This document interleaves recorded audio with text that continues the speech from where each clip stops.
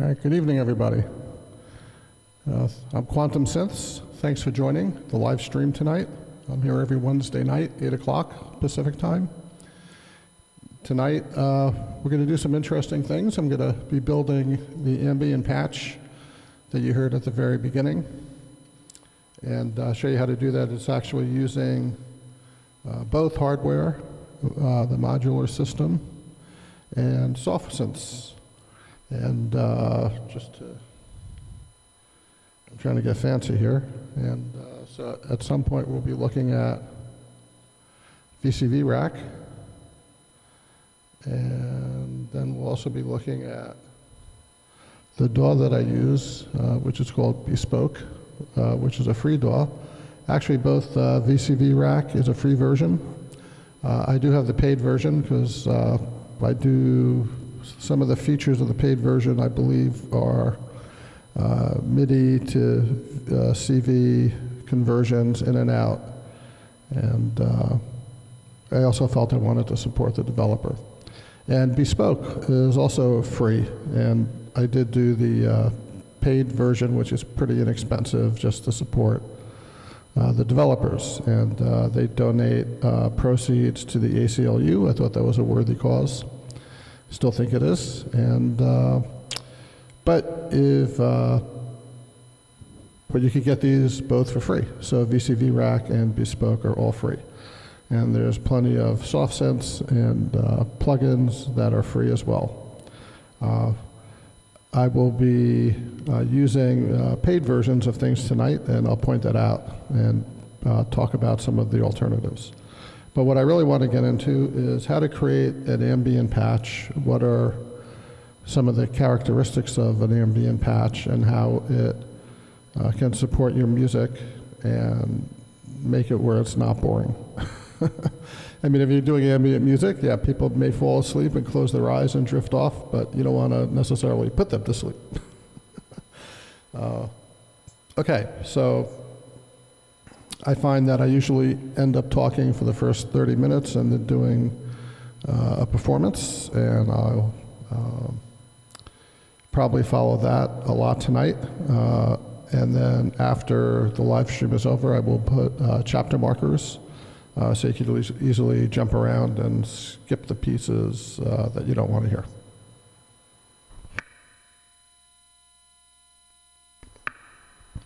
All right, so what are we doing tonight? So I'm using the Oxy One MK2 as my master clock, and it's running a couple of sequences. And then inside the VCVRack, I'm using Bloom, which is a two-channel sequence. They call it a, what do they call it? A fractal generative sequencer or something by QUBit, and it's pretty cool. And it has two channels, and I'll be using that. One channel is driving the Erica Black Wave VCO, which is then going in through Nautilus and Aurora, also two modules from QUBits. Not sure we're going to get to that tonight. Tonight I'm actually focusing more on coming out of Bloom's second channel, going into Victor, which is Behringer's wave synthesizer, and modulating that, and then actually using VCVRack as my quantizer, and then coming back into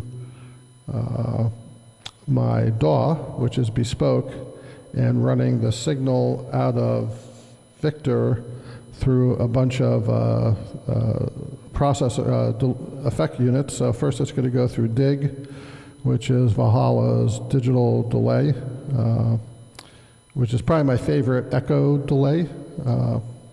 It's pretty cool. And then from there going into Valhala's vintage verb, and perhaps into Valhala's Cloudburst. And I also have ready to go Valhalla Supermassive, because that's free, and I thought maybe I will show that, but we'll see. And then, so we'll see how it goes. And then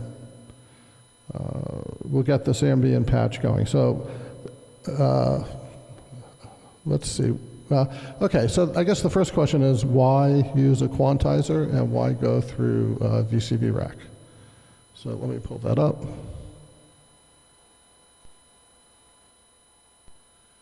Okay, there's VCVRack, and hopefully it's clear, and hopefully you'll be able to zoom in afterwards. But what I have going on here is Bloom is sending out on channel 2, it's sending out pitch information, and that's going through my ES9, which takes that pitch information and then sends it into VCVRack. And that's coming in down here. And then channel 1 is going into this quantizer, which is the stinky bits. Anyway, it's a great quantizer.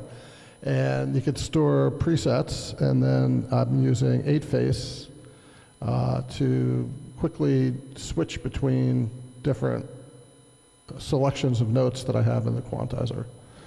And the reason I do that is, I'm not really satisfied with just using major, minor, the main scale types. For instance, if I'm using a minor scale, I almost always turn off the second step, which in C minor would be a D, or a D, and then I also turn off, but not always, the A flat. And the second step to me is always the weakest step in a scale when you're doing generative music. And I usually like to just get rid of it. And of course, I want to always have the option of bringing it back in, but for me, it's important to be able to do that. And sometimes I'll throw away the 6th step. And again, I just want to be able to do that. So if you don't know music theory, you don't have to worry about it, but using quantizers after the module generates the note really helps me dial in the notes that I really want to be part of the output. And then what's really cool in VCVRack, I have this module called Hot Tuna, and so I could look over and see what note is actually being generated, and so that way if I'm playing a solo lead, I could kind of get a sense of where the tonality is. If you're only using a couple notes, it's not that important, but if you have some kind of weird chromatic scales or something going on, it is important for me to see what the note du jour is. So that's why I'm using VCVRack. And when Scales is great, I have this IntelliGel module from Scales, and it's really simple to use, and it's really great. But it only has one channel. And with the Bloom, with 2 outputs, I need to have 2 channels. And so my choices are to either get another Scales, and then, where would I put it? And it's, it costs money to do that. Or sell Scales and get a 2-channel quantizer, but then what do I do when I need the 3rd channel? So on and on. So having a solution like VCVRack available, where I can just build, little systems to provide the functionality I need, is really a great thing to do. And then you can actually see next to Hot Tuna in VCVRack, I have this envelope generator and VCA from oh my gosh, I'm drawing a blank here on all these names. Right, from Surge XT. If you want free synths, you got to check out Surge XT. I mean, their stuff is really great. So anyway, so earlier today I actually built. Okay, so right now I have a VCA, which is controlling volume in a kind of envelope of the Victor output, and it, if I'm doing ambient music and you want long sustains, it's perfect. But if you were going to do short sequences or anything like that, it really wouldn't do the job, and then it would really be necessary to have a envelope generator along with a VCA. And I currently don't have an envelope generator. I do have the Abacus, but that envelope channel 1 I'm using, again, for this other voice with the VCO, with the Erica Synth VCO. So the easiest solution was just to come out of the ES9 sleeper module, and then go into VCVRack, do quantization in an envelope if I needed it, and then back out. So that's the basic reason I'm using VCVRack. Okay, let me get rid of that for now. Okay, and so we're going to start off with Bloom. Let me turn on the, well, it's already running, the Oxy, and let me turn up some volume here.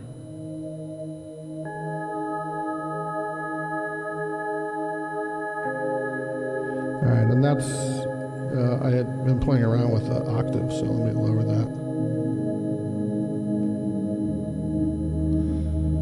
So usually an ambient pad is going to be lower in the octave range. Let's go a little lower.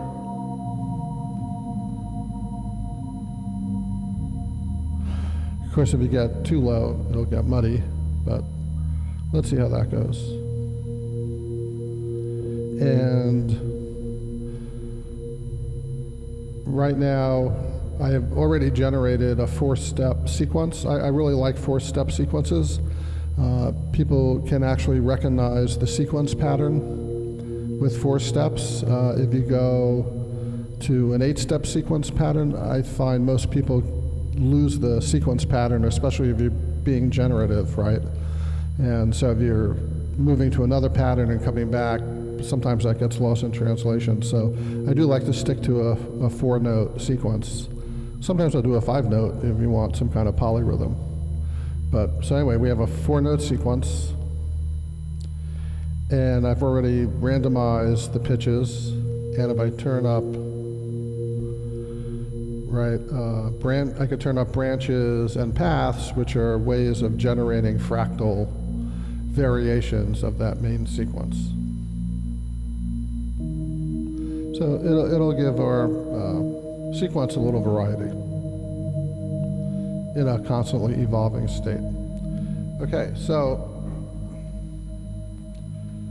all right, let's talk about the VCA. Okay, so right now, I have all the effects, I'm turning all the effects off. So this is the pure sound from Victor. And I do have this LFO here, and I am modulating the wavetables, so it's scanning slowly through the wavetables. If I make it faster,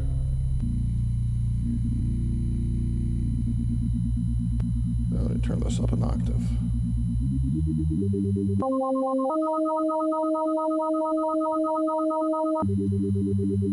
So that fluttering, wobbling is because I'm scanning through the wavetables. So here, and this is nice because now we'll get a slow variation in the sound. And depending on what your system is, it's always good to have a bass something on the bass level modulating your sound. So if you're using wavetables, you could scan through the wavetable. If you're using an analog oscillator and a filter, you can scan through the cutoff and resolution of the filter and do it slowly. So that way you get some slow movement into your bass ambient patch. Okay. And I hope the volume is up enough. Let me turn it up.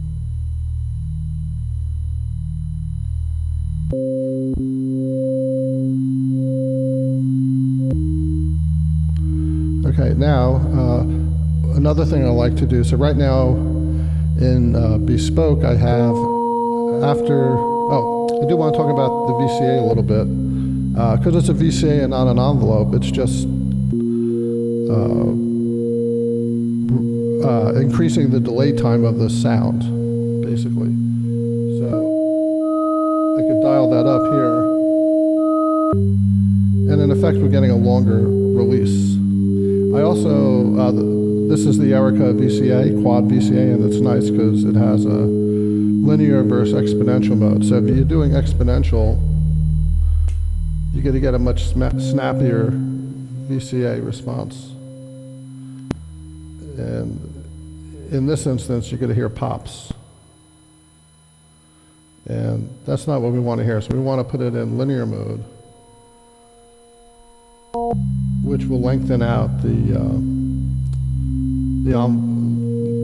pretend envelope of this VCA. And we're going to increase that. Okay, the next thing I like to do is add some delay.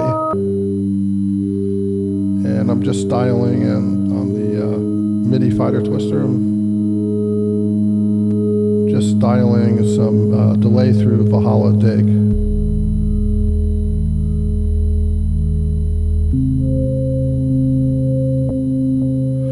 And it's a dual delay. I have one set for pretty fast repetition and the other one set for fairly longer. But ultimately, those delay lines are going to disappear because we're going to kind of smudge it all into this ambient pad.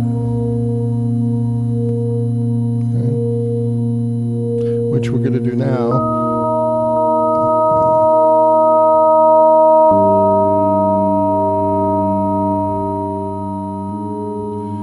We're going to do that now by increasing the amount of reverb. And so this is the Valhala vintage reverb.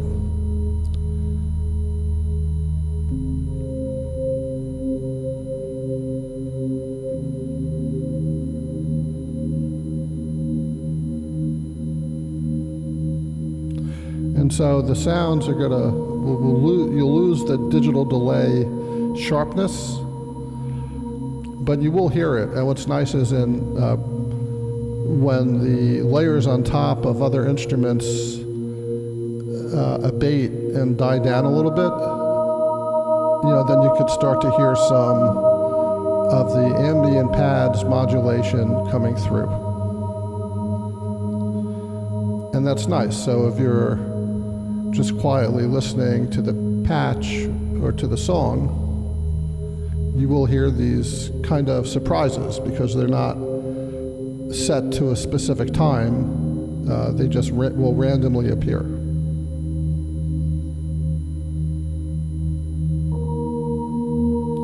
And now with the Bloom, I like it because I can now play with the octave level, or actually it's the interval level.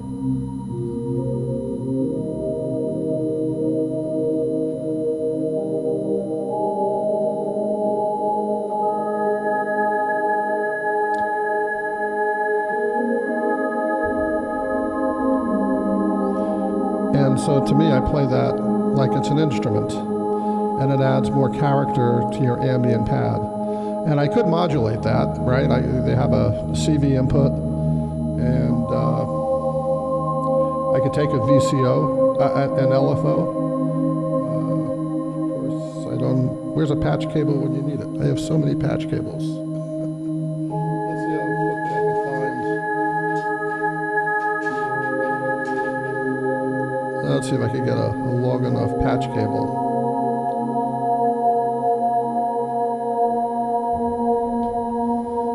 Okay, so we're going to go into the root. Turn off the VCO.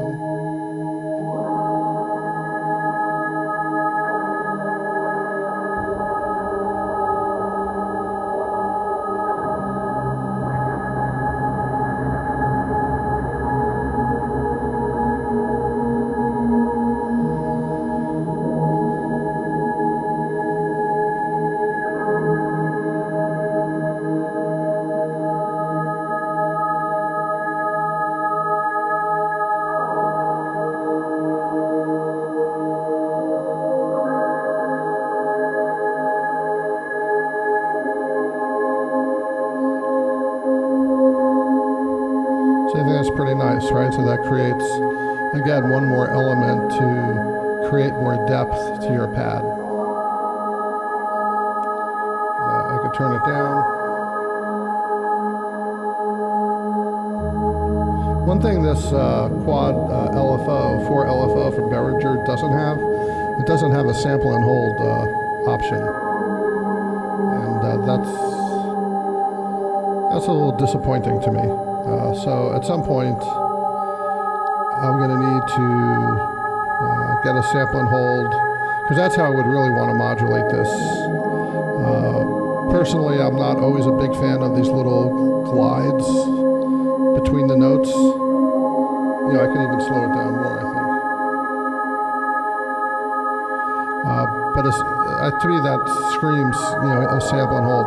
Now, what I could do is I could, again, I could take a sample and hold in VCVRack and come into, and just come into, out of VCVRack and into this ES9, and then actually that would be a good solution, but I don't know, I don't think, I'm not going to do it live, although I could, but if I do it live, something's going to happen. So, anyway, I think it sounds nice now.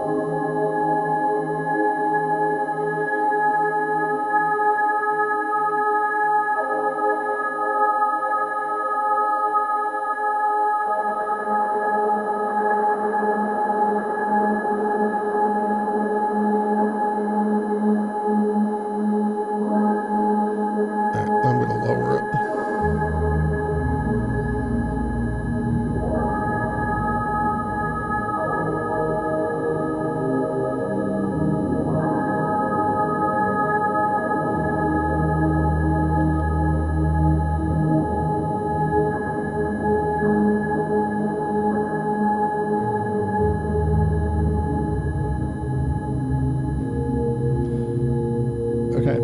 So the next thing I want to do is add even more variety to the pad. And I'm going to do that by using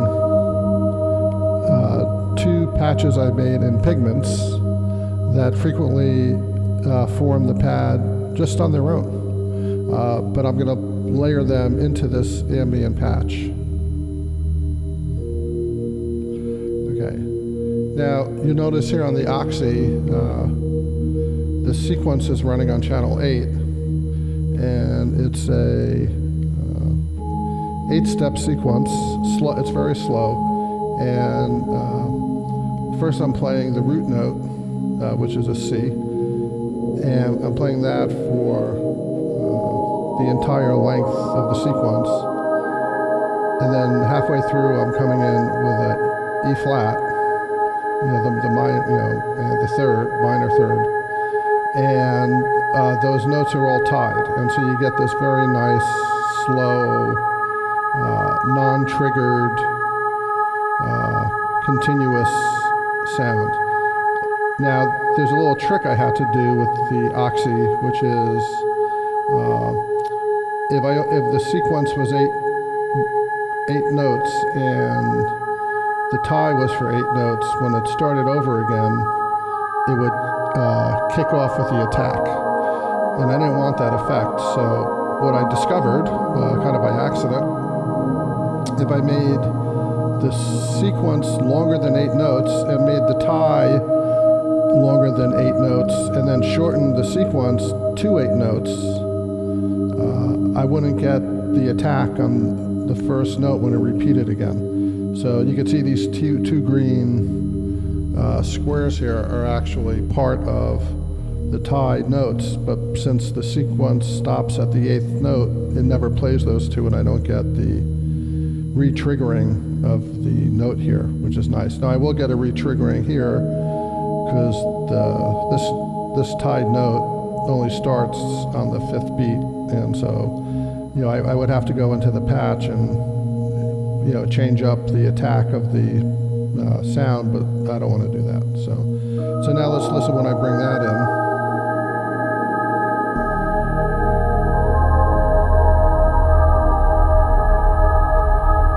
Let's just hear that on its own.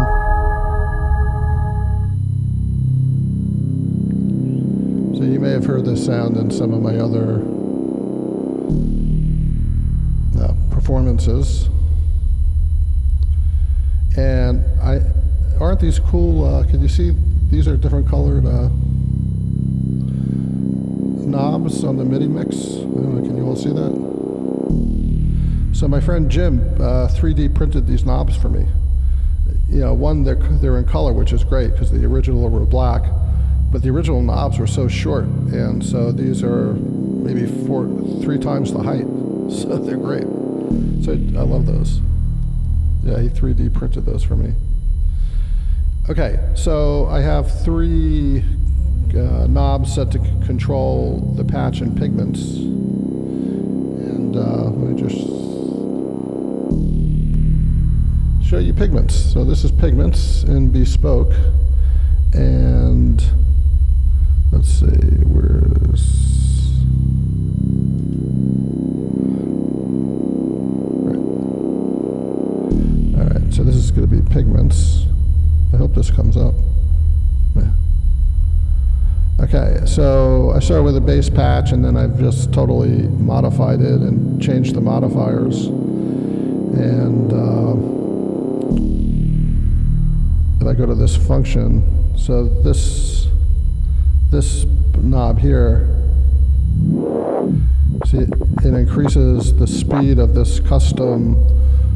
It's really a function, but it's a custom envelope I created, and I can speed up and slow it down, and I get some really interesting effects. I really like that, and that adds another layer of another dimension to your ambient pad, right? Because this will just go. If you make it really slow, you know, it could take, you know, a minute. If I turn it all the way down, it could take like 2 minutes. And then you kind of get these swells just coming in at random times in your music, and that's, if you're making ambient patches and ambient music, to me that's really important.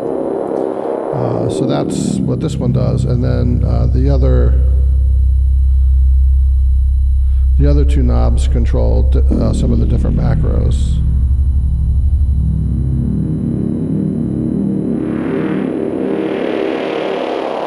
And so this is also great when you're performing. And this makes a very nice bass also for your ambient patch. And now if we go back to bring in the hardware version coming out of the Victor,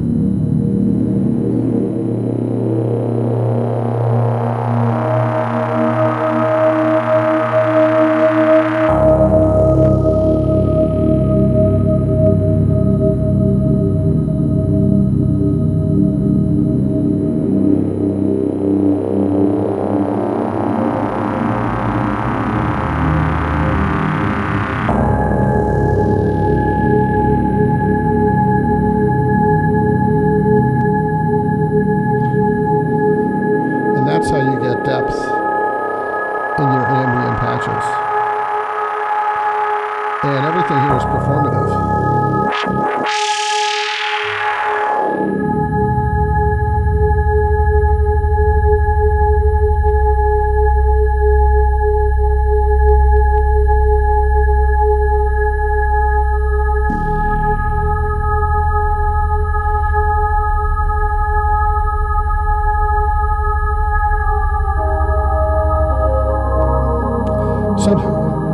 I think you may have noticed, sometimes it seems to get stuck on a note. So I just came in here and I turned on the Bloom. I just turned up the mutations. And then we kicked off into some other note sequence, which is cool. I'm going to turn down some of these other generative things.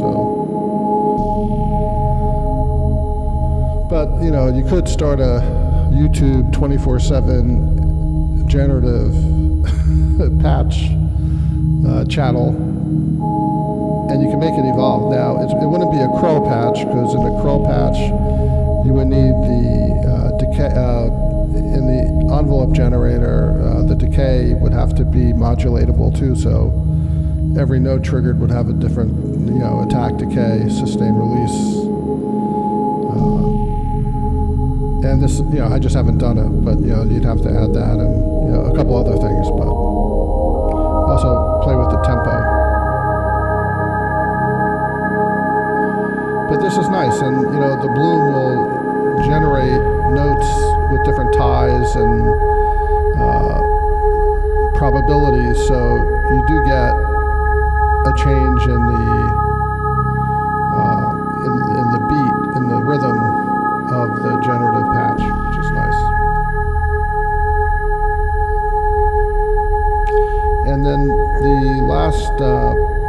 another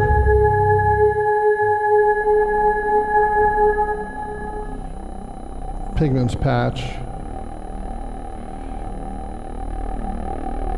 which has this kind of wobble effect.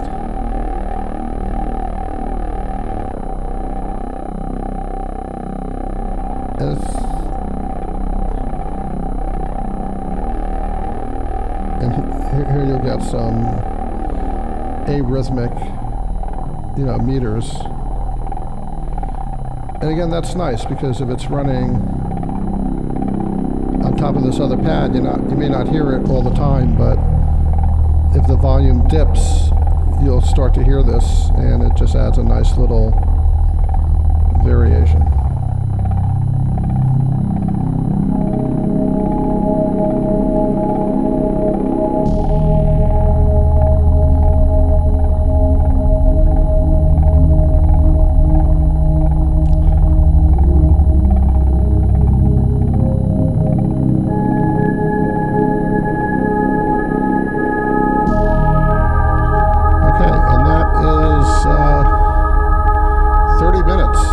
Explanation on how to create an ambient patch. So even if your hardware and software setup is not anything like this, hopefully I gave you some pointers. One thing I will say is, I'll just take a little sip here. Okay. For me, when I'm using a soft synth,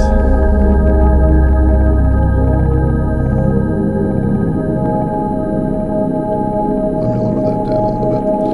When I'm using a soft synth,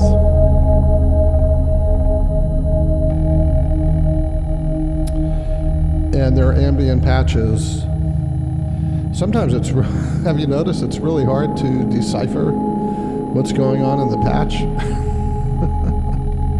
I do have a lot of ambient patch libraries, and they sound great, but I always struggle to make it my own and to fit it in with my music, because finding the key points that you have to change is sometimes really almost impossible.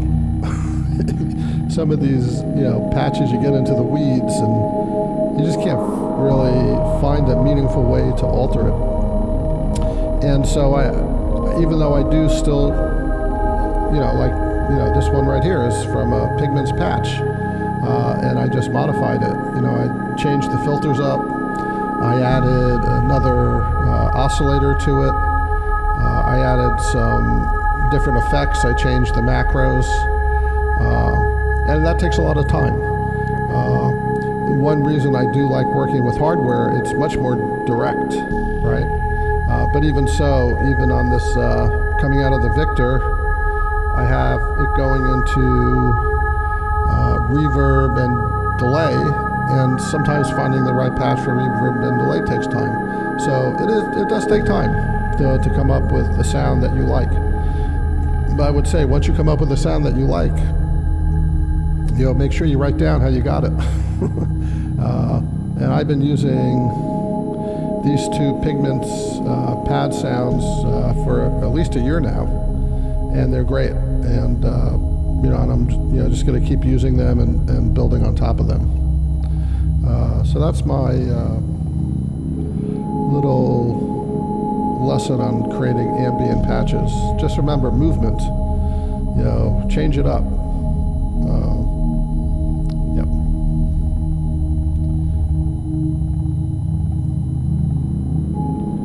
And then you have a great bass that you can play on top of.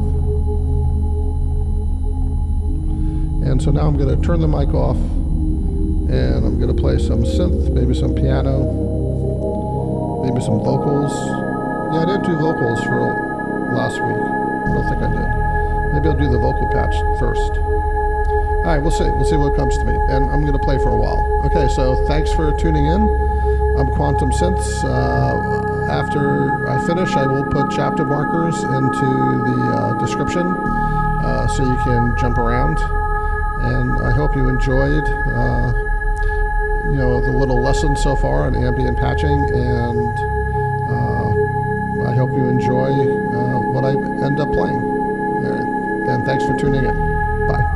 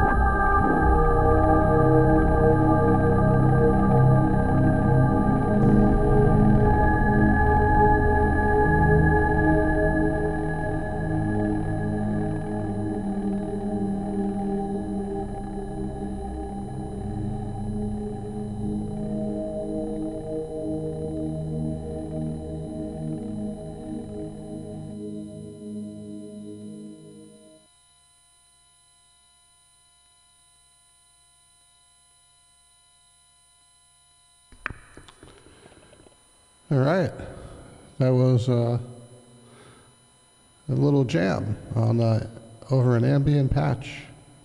And that brings us right to the top of the hour, just 2 minutes past the top of the hour. So I hope everybody enjoyed that. I think it was a nice evening's work, very mellow, and I enjoyed playing to that. Go back and you can watch how I created the whole ambient patch to begin with, and then playing piano, synth, and vocals on top of it. And thanks everybody for tuning in. I'm Quantum Synths. I'm here every Wednesday night at 8 o'clock on YouTube for the live stream. And I will see you all next week. Have a really wonderful week and enjoy. Take care.